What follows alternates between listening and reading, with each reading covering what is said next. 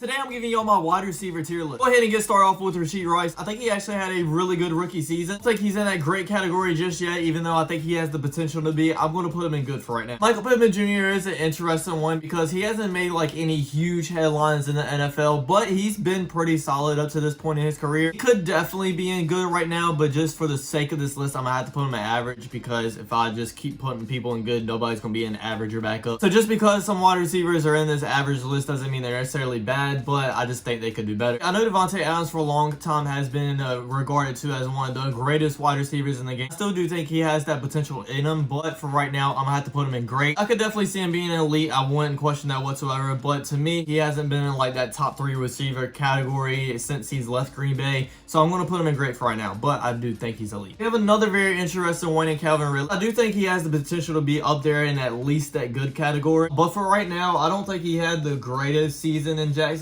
especially to what we all thought he was going to have. Let's put him in an average. Amon-Ra St. Brown had a great season, made it to the Pro Bowl in the NFC. I'm going to put him in. Stephon Diggs is like one of my favorite players, not on the Panthers, but I'm not going to lie, he didn't have the greatest season this year, especially after Joe Brady took over as offensive coordinator.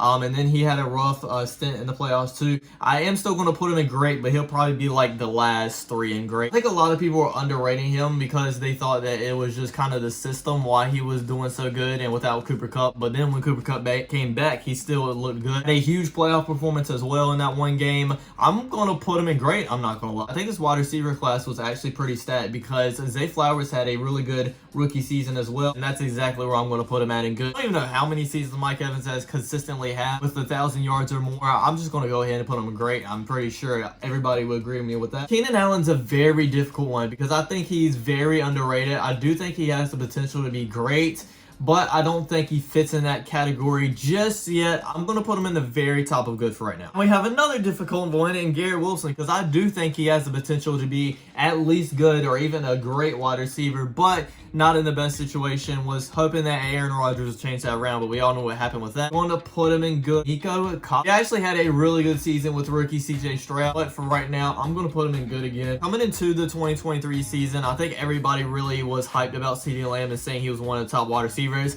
I didn't necessarily see it, but he proved me very wrong this year. I'm going to put him in that elite category. A lot of people probably not agree with me. Can't tell me that CeeDee Lamb wasn't putting up elite numbers. Hopkins is another very interesting one because I see him in kind of the same category as Davante Adams. I think he's elite receiver. But then as of recently, he hasn't been looking the best. Still going to put him in great. I'll probably put him right behind Adams and Amon-Ra. Tyreek Hill, I mean, obviously elite. He had a clear path to a 2,000 yard receiving season and kind of got injured and a couple other things kind of hindered him from. I think it's pretty obvious. He deserves that probably number 1 spot. Terry McLaurin is another wide receiver that I can think can do really good, but he hasn't been in that situation where he can really shine and show. I'm going to put him in good for right now. Next up is Chris Olave. This is tough because I really think he is a great receiver, but at the same time, I don't think he's had one of those seasons that really jumps out at you and is like, yeah, that's a great wide receiver. I see him being a great, but I'm gonna put him in the top of good for right now. Justin Jefferson had a rough year without Kirk Cousins for a majority of it, and then he was hurt for a long time as well. Obviously, he's gonna go with elite, probably right behind Tyreek Hill. I mean, with him having the season he had with the 2 things that I just mentioned is absolutely crazy in general. As a Panthers fan, I always seen great stuff from DJ Moore. Everybody just isn't talking about it because it was the Carolina Panthers, and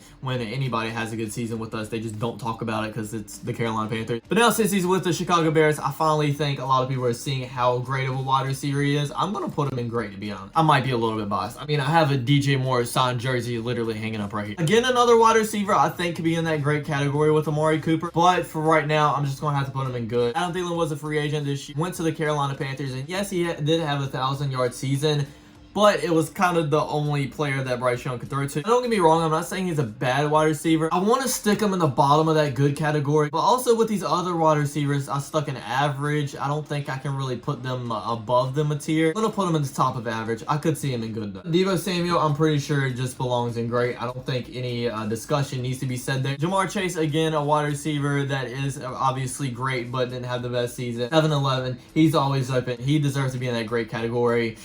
Where would I put him at in here, though? I'm probably going to put him right behind Mike Evans. Darius Slayton, I mean, back up, honestly. The only reason he was the top wide receiver was because they had nobody else on the team. Courtland Sutton, again, I'm going to put him in average. I definitely think he could be in that good category, but I'm not going to put him there just yet. Drake London's another great wide receiver that just isn't in the best situation. God, I'm saying that for a lot of these wide receivers. I think he could be in that great category soon to come, but I'm going to have to put him in good. A lot of these receivers in the good category is kind of hard situating them out. Hollywood Browns was having a really good career and then kind of had a down year last year because I thought he was going to really emerge as that wide receiver one, especially without DeAndre Hopkins. But he didn't really do that. I'm going to put him at average. Christian Watson was hurt in a majority of the games this season. He has a lot of potential, but I'm just going to say he was outshined by the other receivers on this team a couple of times during the season. I don't think he deserves to be good just yet. I do think he has the potential to be there, though. I'm going to put him right behind Michael Pittman Jr. AJ Brown, he should be in that great category just because of how much that organization turned around once he got there. First year he comes there, they go to the Super Bowl. DK Metcalf at times has looked great, but he's just been kind of inconsistent at times. I'm going to put him in that good category right behind Chris Olave. Next is George